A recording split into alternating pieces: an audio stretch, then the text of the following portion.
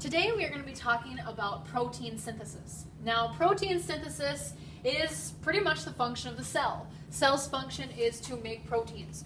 So, we have a cell here with the nucleus inside of the cell. And inside the nucleus you have DNA. Now, DNA again is a double-stranded molecule, a nucleic acid. And we are going to use that because in the DNA we have our templates, our blueprints for making every protein in our body. Problem with this is that the DNA cannot leave the nucleus. So that's a problem. So what we have is we have an enzyme.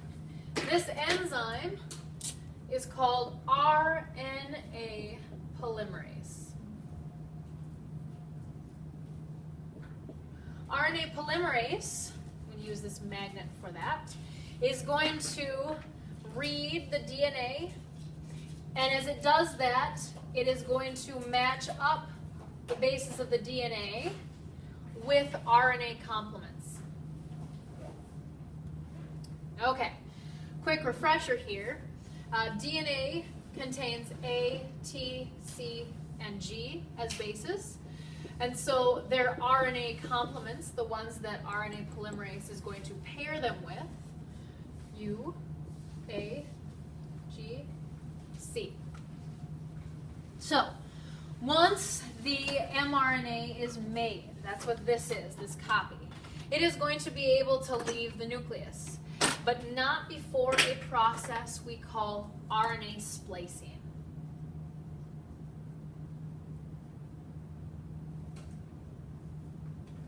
In RNA splicing, the RNA gets proofread, and everything that is not needed is taken out. Now, the mRNA is composed of codons, which are sections of 3 base pairs. So we have this codon, here's another codon, another one, and another one. So we have 1, 2, 3, 4 different codons in this particular mRNA strand.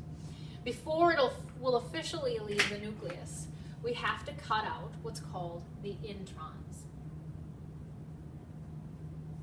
So we will take a set of 3, one of these codons that does not code for protein, and we're going to be taking that out. Then other enzymes, which we're not going to worry about the name of, are going to cut that out and put it back together so that our mRNA strand is complete. Once that happens,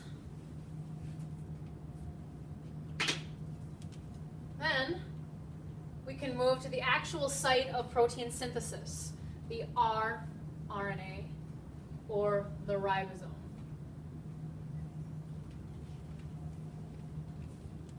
Now, the mRNA leaves and travels through the cytoplasm to a ribosome.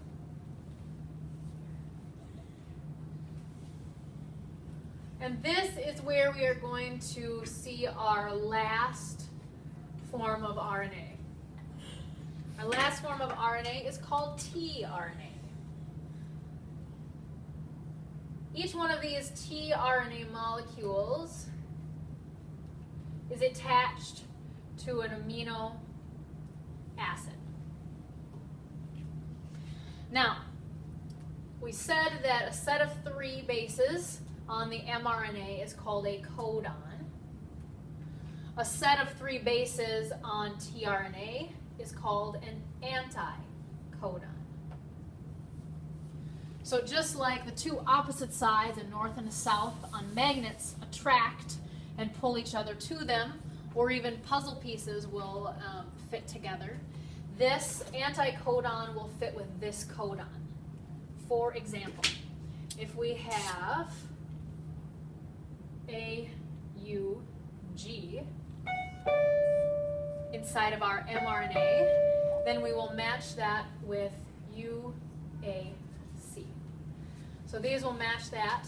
And each one of these will attract a particular tRNA molecule, which will give us a specific order of amino acids, and thus a specific protein.